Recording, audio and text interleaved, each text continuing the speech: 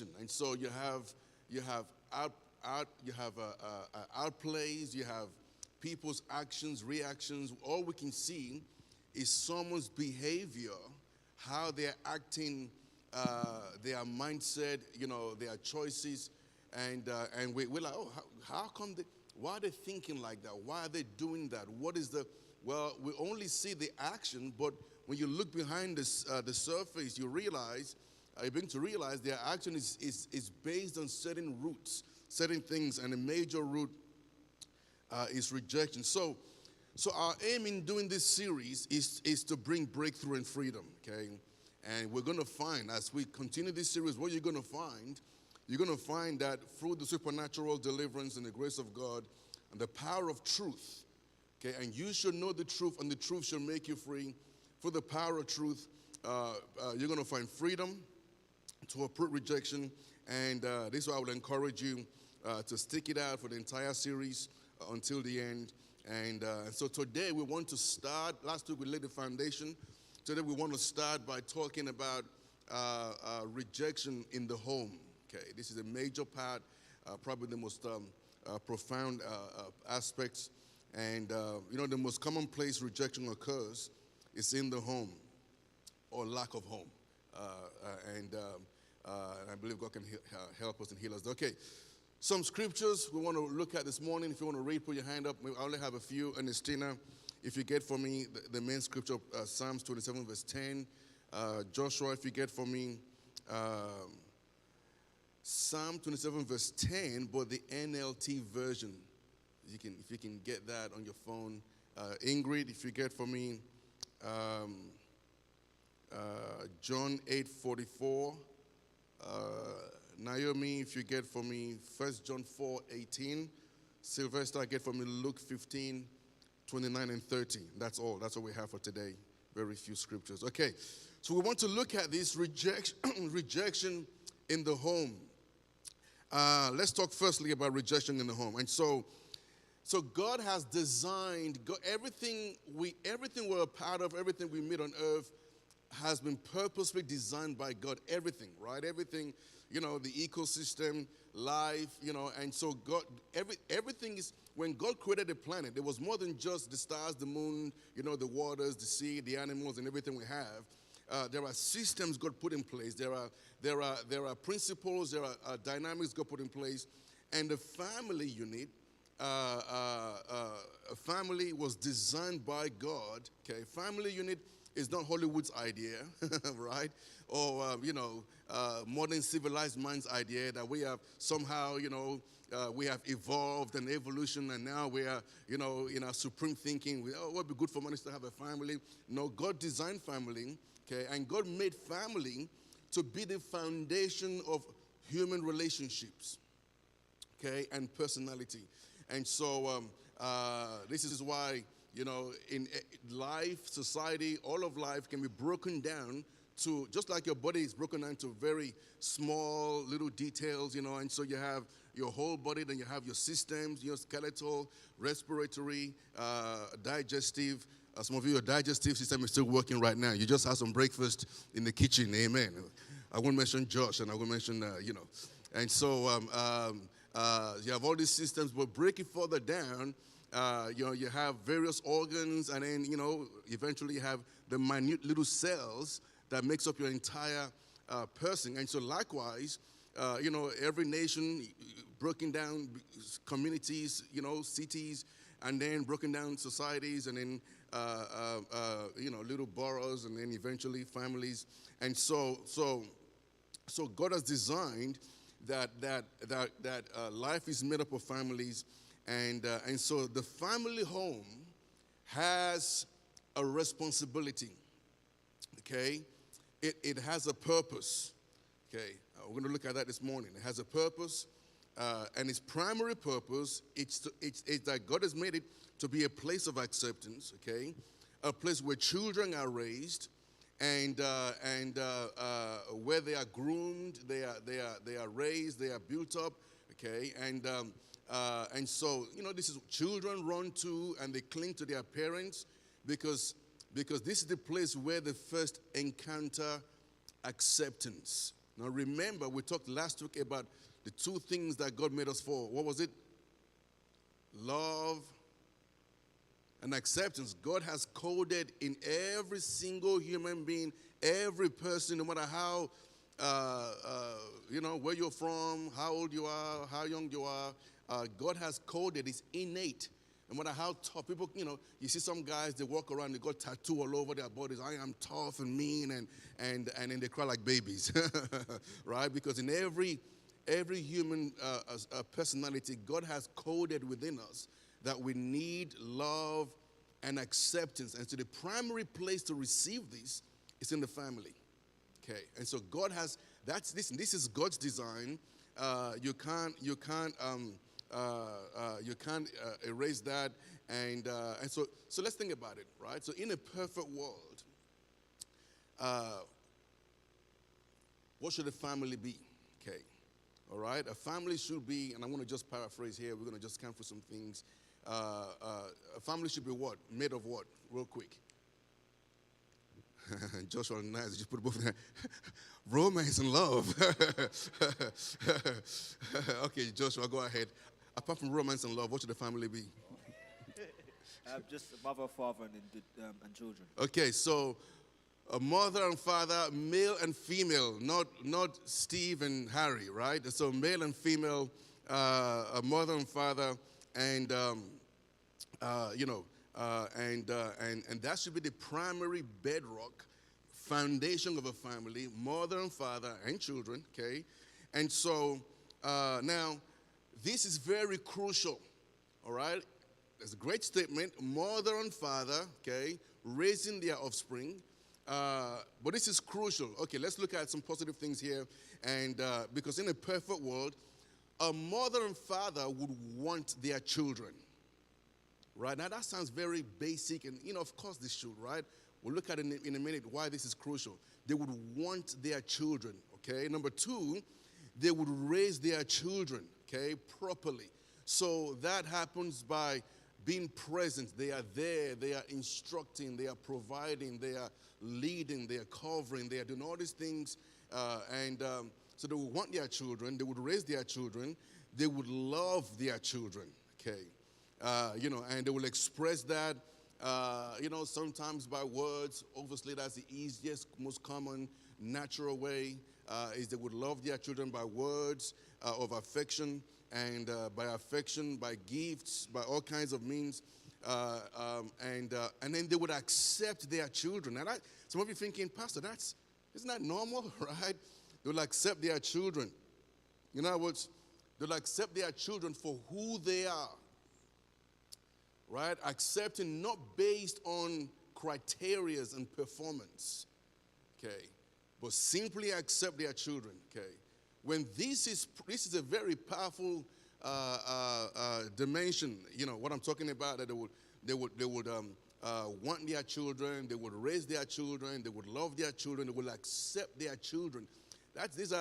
It sounds very basic, very foundational. We're Christians, we're in the house of God, love one, brothers yourself, love one another. We have those things in us, but these are very powerful dimensions, because what it produces, okay, in children, in raising family, is very, very powerful.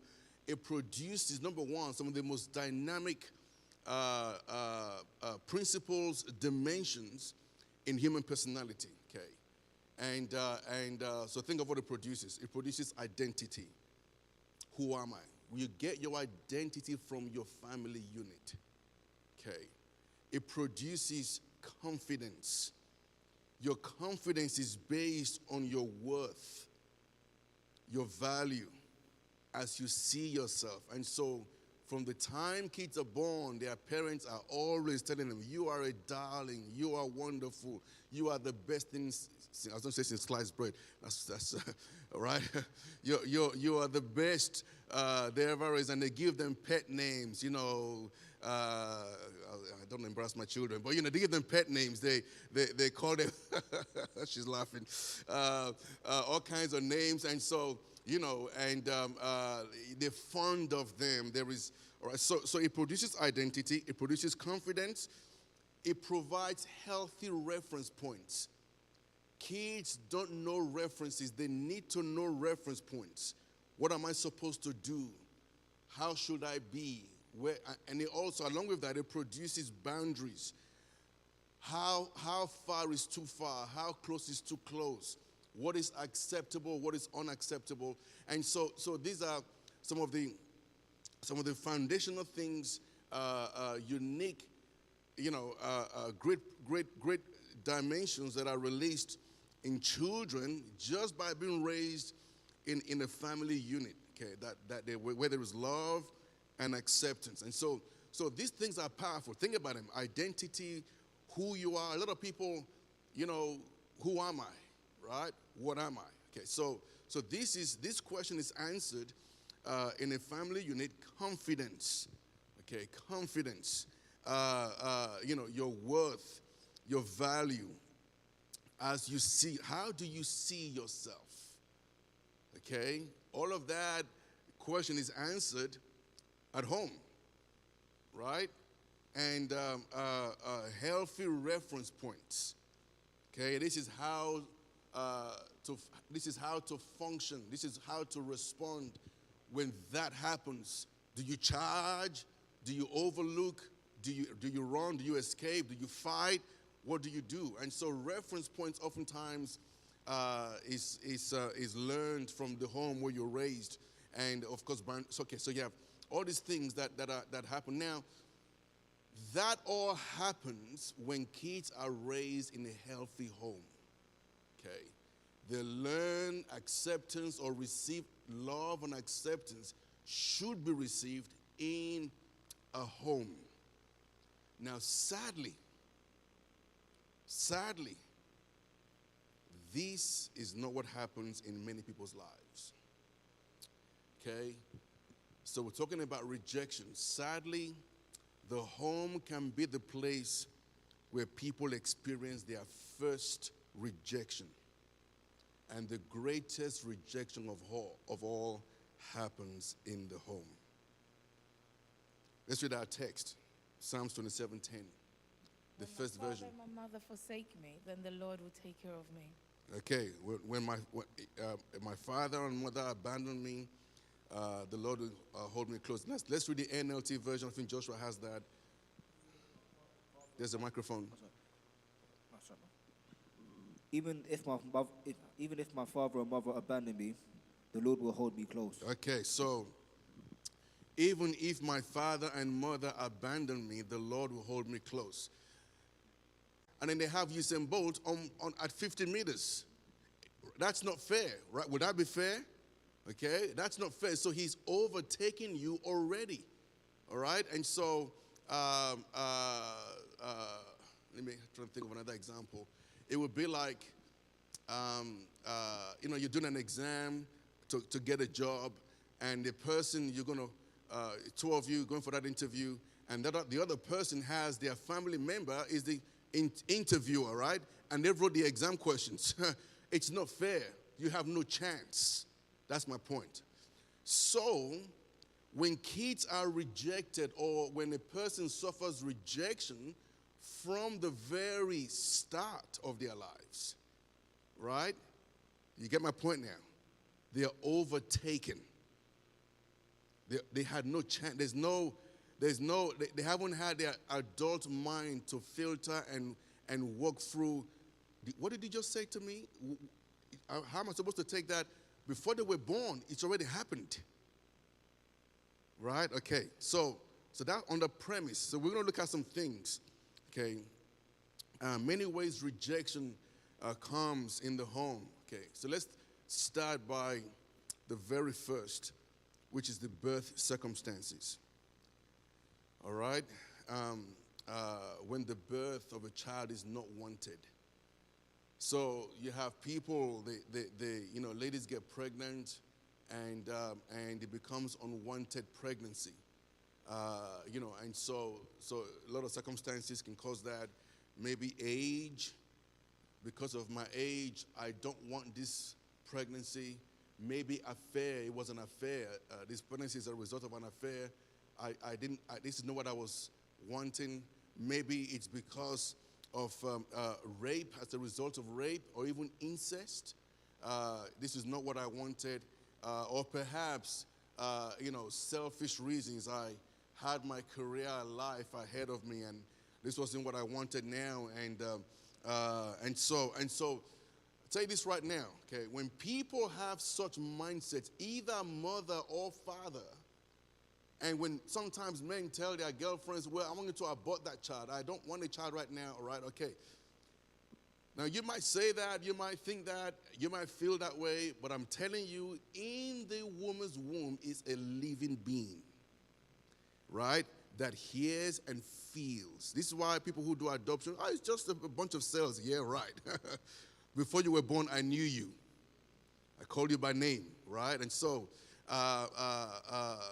those babies, they hear and they feel things. They feel things. It's oftentimes, in our church, babies give birth, mothers give birth, and and they come near me, I talk, and the kids open their eyes. That voice sounds familiar to me, right? They're always hearing me shout every week in their ears, and so, okay. So, there you go.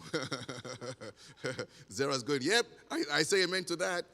And so, okay, so unwanted pregnancies, okay.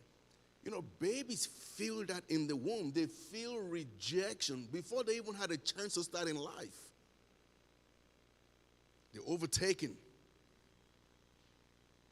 right? And at birth, sometimes, kids are rejected at birth. Oh, I wanted a boy. I got a girl. Right? Or you find out it's a boy. Oh, I hate men. These are realities. In actual fact, my wife will know this. We had a marriage seminar in our church in Lagos, and a couple in our church brought another couple, friend of theirs, to the marriage seminar, and he actually said this.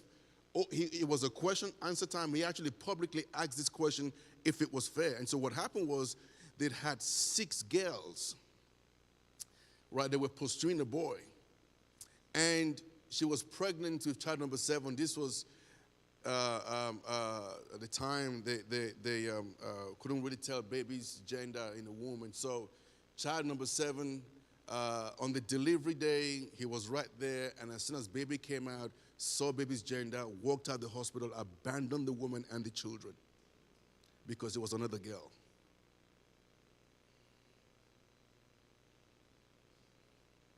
Right? And so from the very beginning, okay, so how do kids get rejection from scratch from home? Number 1, unwanted pregnancy. Okay, number 2, inherited rejection. Sometimes parents themselves, with the root of rejection, pass it on, okay, spiritually and literally, right? So they were born either illegitimately, no dad. They didn't have that love, that care, that acceptance, and so they themselves, when they raise their children or raise their family, get married, that's exactly what they do because they know no better, right? And so the roots of rejection in their lives, they pass that on in their relationship. This is why, let me just throw this in here. I would encourage you to have mercy on your parents. A lot of times, their reaction to you was what they inherited, right? So be patient with them and have mercy on them. Okay, so number 2, inherited rejection. Number 3 is abandonment, okay? This is a parent who leaves their children. They won't raise their children after pregnancy. They run away because of stress sometimes, because of addiction. They fall in love with another floozy and somebody else. They abandon the kids, selfishness. And like I said last week, the worst of all is divorce. People have no clue the power and the demonic power in divorce. And so a husband or wife runs away. I can't take it. They run. and the kids feel that, okay, deeply. And so very, very powerful. The third or the fourth rather is addictions. Okay, parents who get involved in, who become addicted to anything, alcohol, drugs, pornography, work, money, and what that does, it creates instability and ultimately a failure to love and meet needs. You know, you can't serve two masters, okay? And so the message communicated is that addiction is far more valuable to my parent than me. Okay, those drugs. You know, I've watched a couple of documentaries recently. People who have been who are addicted to all kinds of drugs. This one guy, I think I mentioned before, he'd been stabbed 75 times. He was shot. He's been shot 11 times. One time he was shot, the bullet went through back of his head, came up through the front. No kidding. And it just so happened that little shrapnel went in between his two hemispheres, cerebral hemispheres, and went right through the middle and came out through here. Didn't touch, so he's alive. I mean, you know, it's like, gee, there's a reason why you're still alive. And you know, so but this other guy I watched him as well. He's from Puerto Rico, and he's talking about his dad would always gambling and drugs and women. You know, and so he felt very valueless, worth nothing, and that's how he saw himself. That became his identity, and so addictions.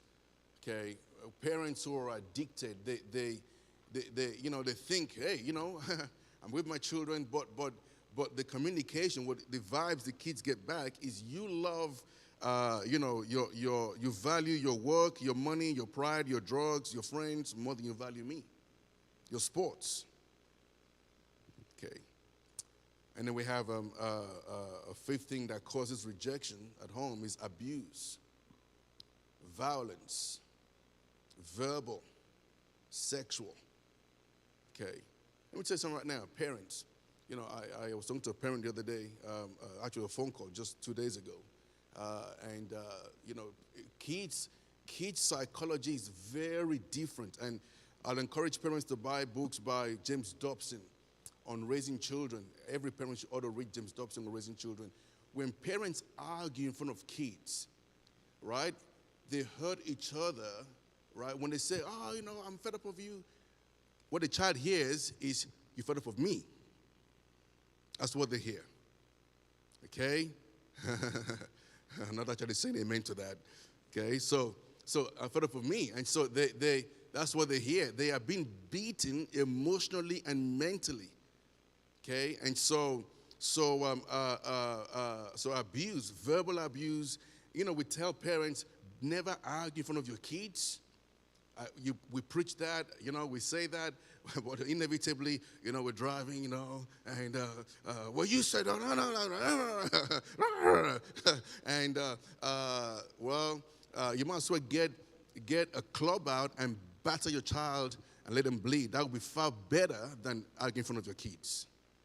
Because you are literally, you don't realize they smile, you know, hello, daddy, hello, mommy, but you're literally battering them. You're doing more damage than you think you are, than love. And so, so what it does is it gives a false, twisted message of their worth, right? And so your child starts to get the vibes, I am worth absolutely. This is why you find, especially young girls who are raised in abusive homes, they have very little worth. They very quickly turn to almost anything. I mean, it's very sad. You know, I preached a sermon a little while ago on context. You know, when you look at you look at their behavior, and you realize there is a context to it. Okay, and a lot of times you pry a little bit deeper, you realize there was abuse in the background, violence, and I'm not talking about smacking kids. Now they have this whole thing, if you smack your child, therefore, that's abuse and all that. The Bible says, spare the rod, spoil the child. Amen. So that's, she's protesting. No, smacking as well is, all right. And sorry, Georgia, you'll be okay, no problems. and so, I told you, these kids here, man, I'm telling you, they understand everything. Okay, so abuse causes rejection. And then there's a lot of things here. I want to go through quickly. There's harsh words. What good are you? You are stupid. You are worth nothing. I hate you. Okay, I never wanted to have you in the first place. Right? Get out of my life. I wish you were never born. I think Joshua reminded us, we talked about active rejection, okay?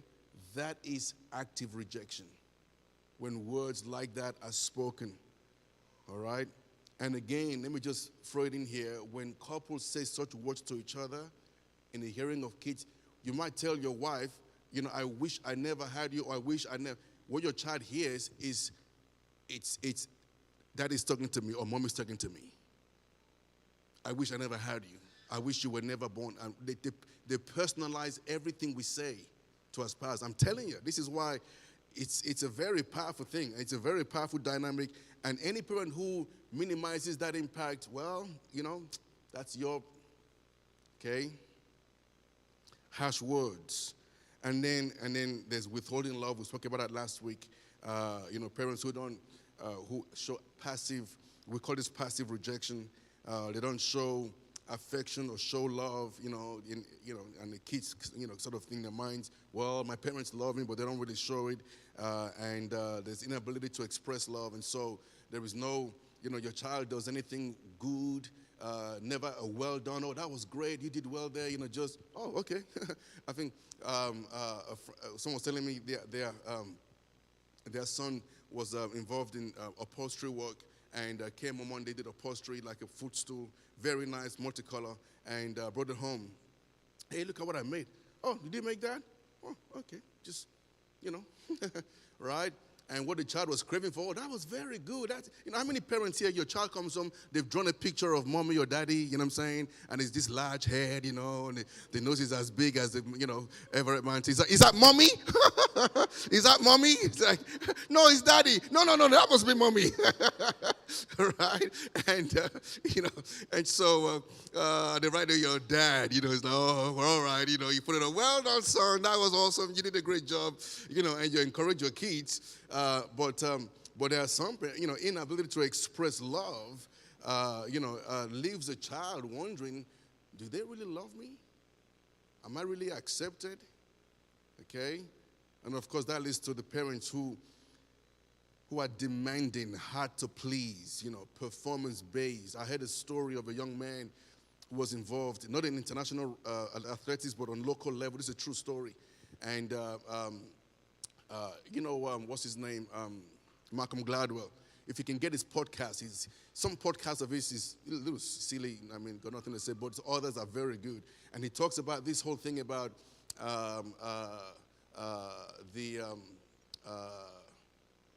what did he call it? He called it the curse of becoming second. All right, and so in a race, you were just a millimeter away from becoming first, right?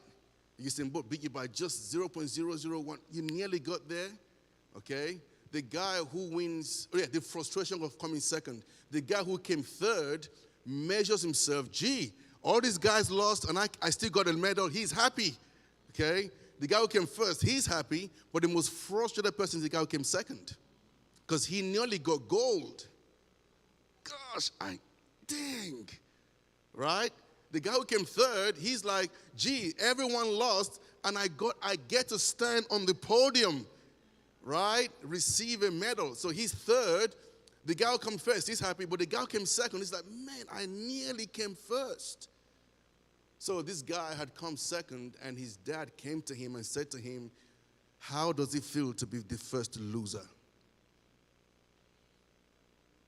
That's pretty heavy. How does it feel to be the first loser? So that communicates rejection. And then you have, obviously, favoritism, when a parent blatantly prefers one child, one sibling over the next. And, why can't you be like your sister? Why can't you be like your brother? And we have the Jacob Esau scenario, that birthed chaos. Mom loved one, dad loved the other, and the family was separated. And some parents actually encourage a sibling rivalry. They like it, right? Because, somehow they think it will help the other one get ahead. So anyway, I've just mentioned a lot of things here, and there's more. But all of these things produce rejection in the home.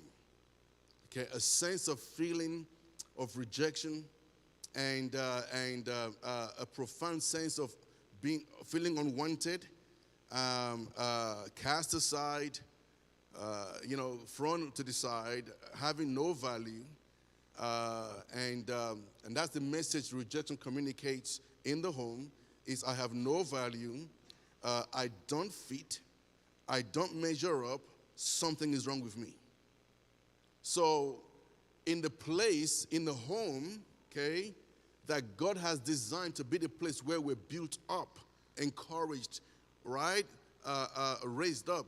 But that's what goes on. So when we open the door of our home and step out, we go out there lacking greatly. Right? Sensitive. I don't fit in. I'm not loved. And so we go out there feeling profoundly empty and feeling very rejected. Of course, so what happens in life? We spend all of our lives trying to cover up that rejection. I mean, it's pretty heavy and deep. Okay, let me close and let's turn this around a little bit and talk about the lies of rejection and what it does. And so here we have the very first place where we feel and encounter the first sense of rejection is in the home. This is why, I'm glad we can do this series. A lot of young parents here, young families. Listen, very, very crucial what happens between those closed doors. Okay. Words that are said, how things are viewed, and how life is lived. And, it's very, very crucial. When, at work, you watch out at work, all around you. You watch people's behavior, you watch how they act or react. A lot of times, just peel the surface, look a little further down, and you will realize somewhere in their past, as they were growing up, some kind of rejection.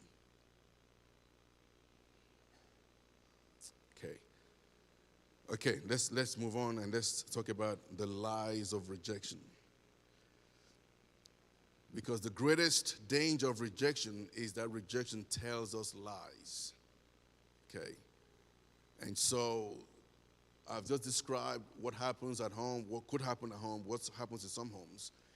But the devil takes that, okay, and uses that to assault and to exacerbate and still kill, destroy lives. And so one of his strategies is to lie. I haven't experienced such things, but to lie to you about yourself, about who you are. And remember, Eve, believed lies, and that changed her life. Let's have John 8, verse 44. Just stand up. Yeah, John 8, 44.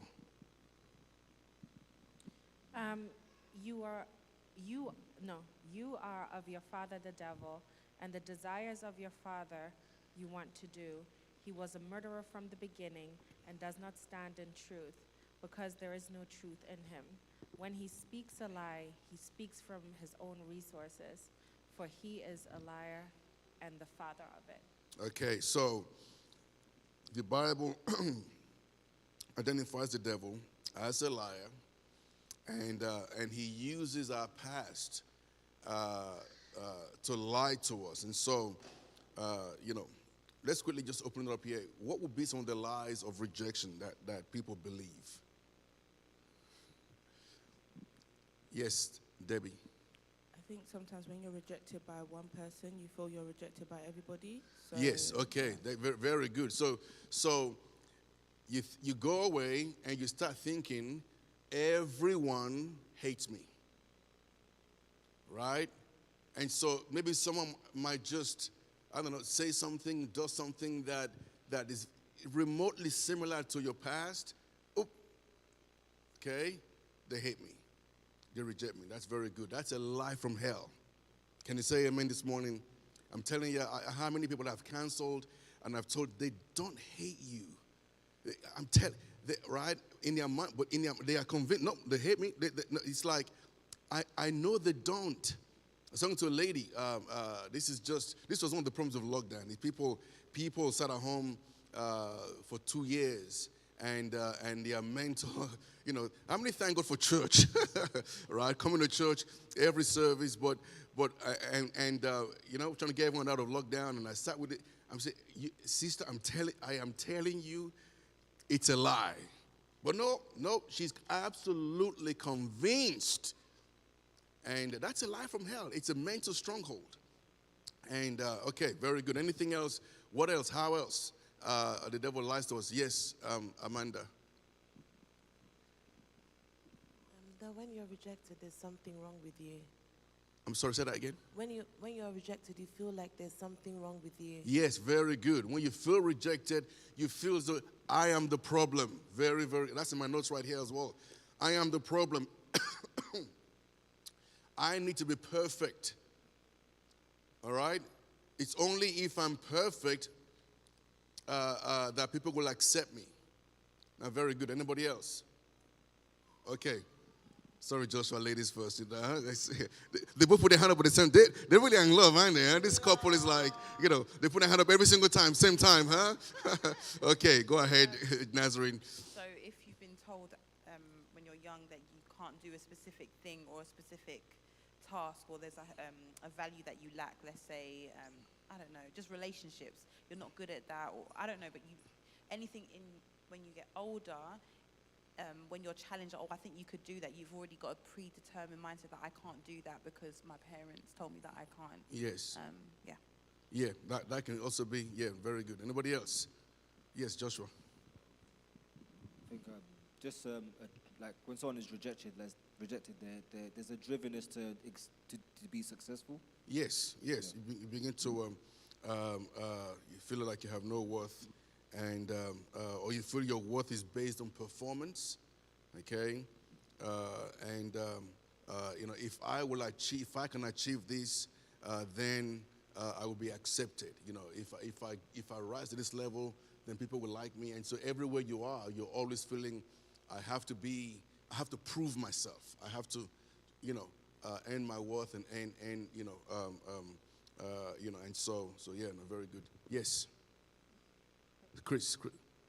Oh, sorry, Chantel. So I didn't see you. So go ahead. I think rejection also creates barriers. Right. So I think the devil just starts to make you build walls so that you create barriers of trust and then barriers against relationships so that you're filtering. Yes, very good. Well, that's a fantastic point. You start to protect yourself. And we don't look at that. That was one of the studies we'll look at in detail. Is what that causes. You build walls, unseen walls between you and people. This is why you find some people, they don't get into relationships. They say, well, I don't trust people. Well, I don't think the whole world is full of Hitlers. Okay, and it becomes very hard. They're always suspicious. They can't just trust that, that you will do what you said. It's always, he's got ulterior motives. They're always suspicious all the time, and it's a very harsh way to live. The devil really does, and it's like a real. But that's a great point. You start affects your trust. Okay, maybe two more. Chris, real quick. So Chris, okay, you got the microphone, quick. Since I've been rejected, I now need to reject others. Okay. To move forward. Okay, so you protect yourself, like she said. You reject others before they reject you. Very good. Ursula. Just building on what Josh said about it being a driver to be successful, perform well, that often sometimes is a facade for a lot of insecurities that a person has. Yes. Very true, very good. Yes, Favor. I think did you put your hand up? Poko, did you put your hand up? Okay, get Favor first. I'm going to poke and we'll close it there. For example, like you always need to be in a relationship, or like sexual intimacy determines your worth in that relationship. Yes, as well. absolutely, because you're looking for love. Yes. People like that cannot accept love. Yes, there you go. There you go. You see the contrast, the spectrum. Others, girls especially, throw themselves into sexual relationships looking for love, and some other people can't accept love. And we're going to look at that. There's two different extremes, but that's how it plays out. There's a spectrum of the consequences. All right? Some people are looking for love. Others are rejecting love. I don't deserve it. And that's, you know, and so, anyway, as I close real quickly, two primary areas this plays out is two crucial relationships. Number one, this plays out in human relationships, okay? People who have been rejected from young or felt rejected or experienced any form of rejection from young find it very hard themselves to communicate love and acceptance, okay? The struggle with telling people they love them, how they feel about them, and, you know, they struggle with that. There's a real difficulty in that connection and relationship. You know, even they might even say things like, well, don't tell people how you feel about them, because, you know, they might just reject you, right? If they knew how much you feel. So you, like Chantel said, before you even say it, you protect yourself, you build walls, and like Chris said, you reject others before, okay? And so you struggle with receiving love and acceptance. All right, you struggle with that. They can't mean that. Someone expresses kindness, you know, some kind of a love to you. They can't. They're just doing that because they want to, you know, you read into everything, okay?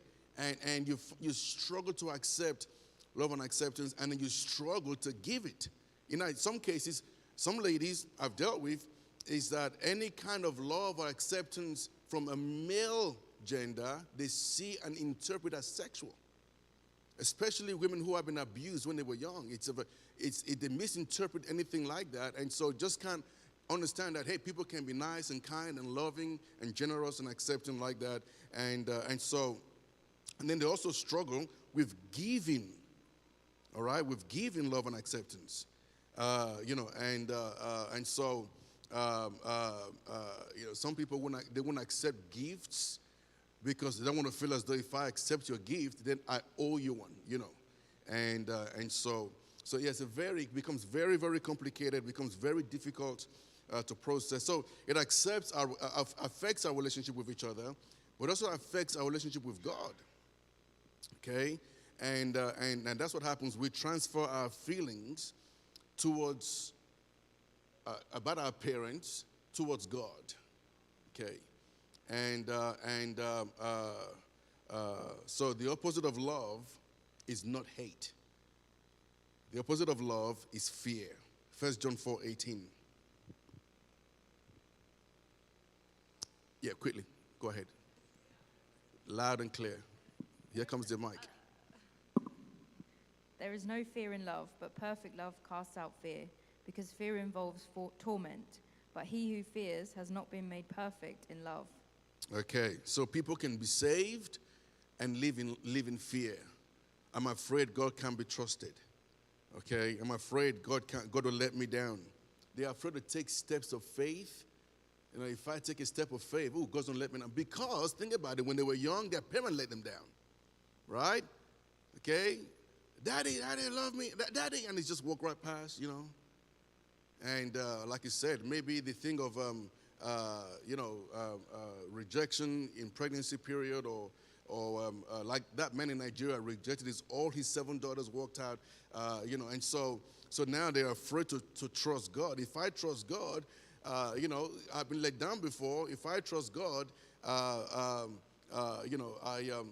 it's like the trapeze. The trapeze, you jump off and you hope your partner will catch you.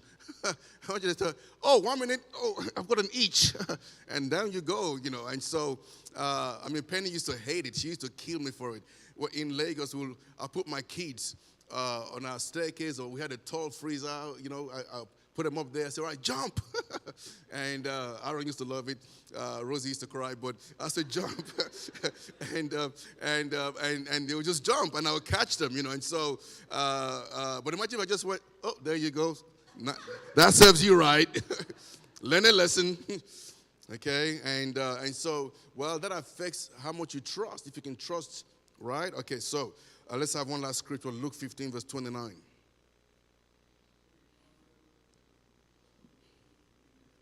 So could you read that again, Sylvester, with the mic? Thanks. So he answered and said to his father, Lo, these many years I have been serving you, and never transgressed your commandment at any time.